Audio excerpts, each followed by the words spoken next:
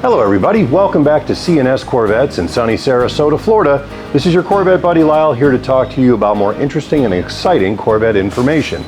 Today I'm going to cover a topic that I've gotten a lot of requests for regarding a particular problem with the C7 Corvette.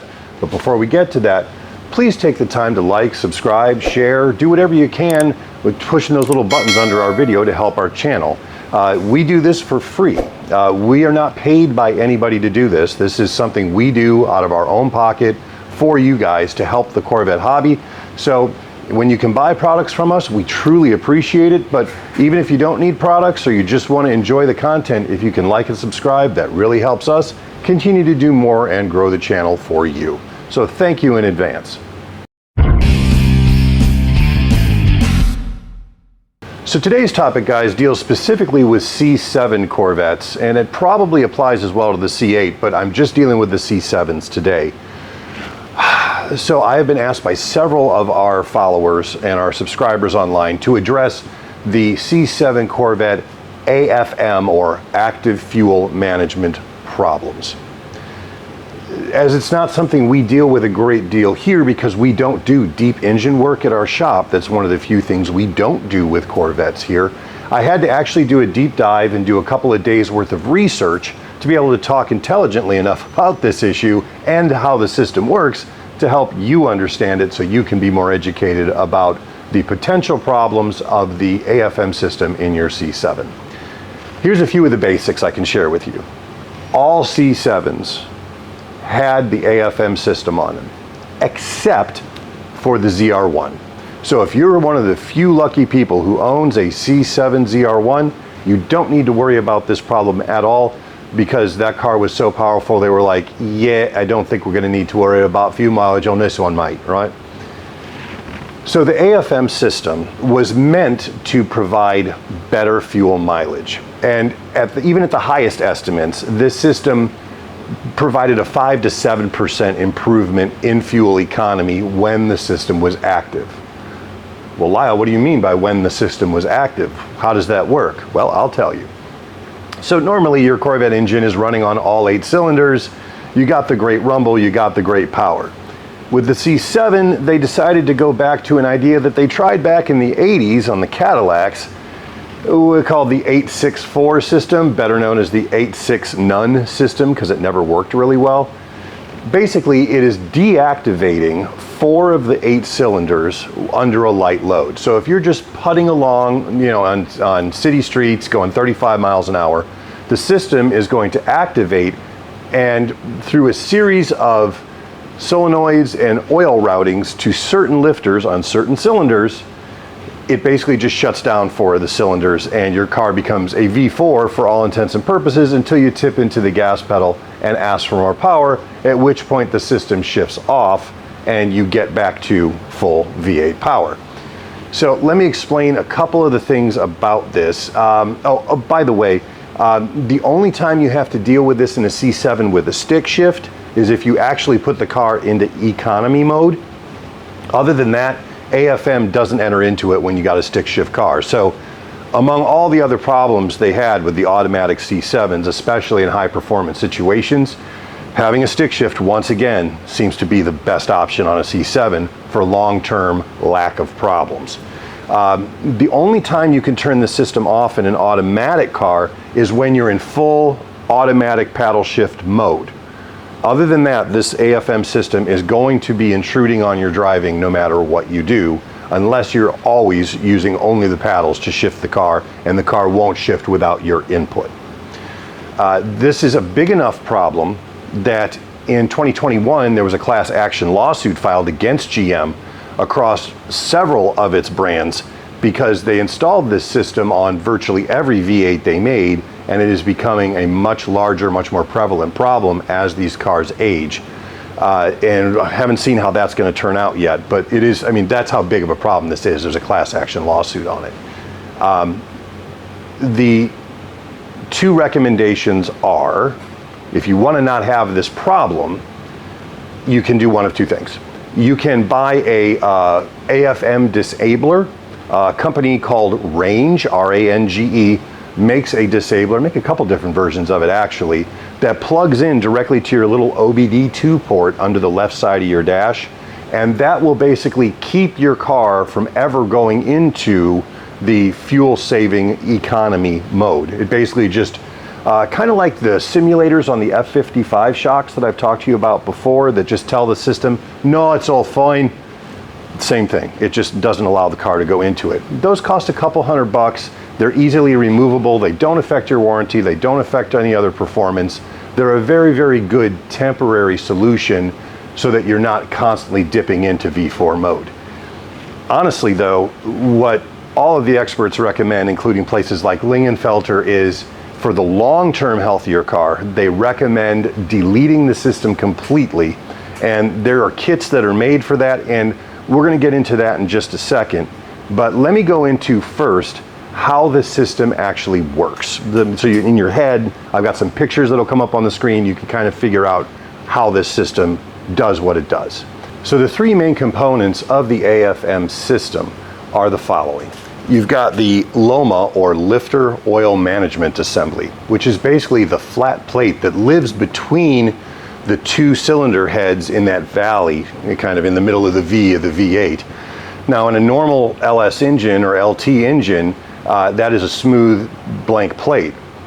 In this system, there's actually 4 solenoids and a bunch of ribbing and an electrical plug on this plate. Those solenoids control the special lifters that are involved with cylinders 1, 4, 6, and 7, all opposite in the firing order. What happens with these is, oh, don't forget, the block also has AFM towers cast into it for these to mount to. There's pictures of all this stuff that I'm sure Alan has put up for you to see. So when engine load is low, here's how this system works. The computer sends a signal to the Lifter Oil Management Assembly, or what we call the LOMA. The LOMA, the 4 solenoids under the LOMA open up, and that allows oil to flow to the special lifters through the AFM towers that are cast into the block. As the oil collapses the plungers inside those special lifters, the collapsed lifters will not engage the push rods, and both valves remain closed. So since no air can get in or out, 4 cylinders provide absolutely no power, and the engine is running on only 4 cylinders. The cylinders, as I said, are opposite one another in the firing order.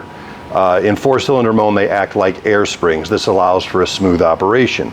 Now, when you tip back into the throttle, the LOMA the computer sends a signal to the LOMA, the solenoids close, oil bleeds off the lifters, and as the oil bleeds off the lifters, they begin to start moving again, and they return to normal operation, and then now all 8 cylinders are functioning correctly again, at least in theory, right? The problem is, and you've probably read about this or heard about it from other people online or whatever, the AFM lifters themselves have a history of failing and killing engines. Oil consumption has also been a real problem, and it's bad for performance. In fact, every performance article I read recommends, if you're ever going to do any upgrades to your engine or updates to your engine in your C7, that you eliminate the system completely. Now, when we talk about eliminating the system, there's a couple different options, and I'm going to cover those right now. All right, so basically you have 2 options when it comes to disabling or completely removing the AFM system. I've already mentioned the most basic one of them, which is installing one of those little range modules in your OBD2 port that will, it keeps the system from switching over to 4-cylinder mode. It's a simple and effective way to turn off the system. It's easily, you can take it off and remove it and throw it in your glove box, and if you want to go back to AFM mode, you can. It also improves the sound of the exhaust when it's engaged, because you're going to have full V8 sound all the time. Here's the thing. When you're using a disabler, you can't disable or unplug any of the solenoids in the FM system and leave everything as it is. All you do is plug in that disabler. Because if you start going in and saying, oh, well, I'm only going to use the disabler, I'm going to take that LOMA off the center of the engine and unplug those solenoids. Well, the problem is what you've just done is now, since the computer can no longer see those solenoids, it turns your car into a full-time 4-cylinder car, which is really not what you want. So if you're going to use one of the range modules, don't worry about touching the engine. Just plug it into the OBD2 and be done with it and drive without it. Long term, however, basically everybody recommends what they call an AFM delete kit. Now, an AFM delete kit is recommended when an AFM lifter fails or when doing performance upgrades. It replaces the AFM components with standard parts. When you install an AFM delete kit, there are several things you also have to do. You have to move to a non-AFM camshaft, which is obviously no small task. You've got to turn off the AFM system using a computer programmer like a Tech 2 or a laptop that is set up to do this, or have it tuned out to where the car doesn't even see that as an option anymore. It's also recommended that you plug the pressure relief valve in the oil pan and replace the high volume oil pump that AFM engines have with a standard volume oil pump. Why? Because if you don't do those two things and you leave the high volume oil pump in there, the high pressure oil is going to continue to squirt through the pressure relief valve into the oil pan, and it's going to be splashing up on the bottom of your cylinder walls, which will cause you to burn oil, and over time can do damage to your engine. So when you're in there, I mean, this is no small thing, guys. You're not, we're talking head gaskets, you're talking possible timing chain cover, all these different things. I looked at what some of these AFM delete kits run, anywhere from about $550 to $950. I looked at several of them on Summit. Lingenfelter makes one at like $750. Doesn't include the camshaft, and it doesn't include the oil pump that I saw, but everything else that you need to do the job, the replacement lifters, the plate, all of that's included in there. So if you're gonna do this, talk to whoever's doing the tuning or the upgrading on your car, because I'm sure this isn't their first rodeo with this system and how to delete it. Talk to them and what their suggestions are. I'm just going by what I have found online and from sources that I trust. So that pretty much does it for the AFM system, guys. It's not something that any of us in the performance world wanted. It is something that GM did to appease the government, and I don't know that it's ever going to be something that we look back on with any fondness. Thankfully, there are simple ways to eliminate the function of it, and even though it's not simple, there are ways to completely eliminate the system for the long-term health, and especially for high performance use, survivability of your engine. I hope you found this information useful. I learned a lot while I was doing this research. If you have questions or comments about your experience with the AFM system, or if you've had it deleted and you want to add something to what we've been talking about, please put it in the comments below. We very much appreciate you watching. Have a great day.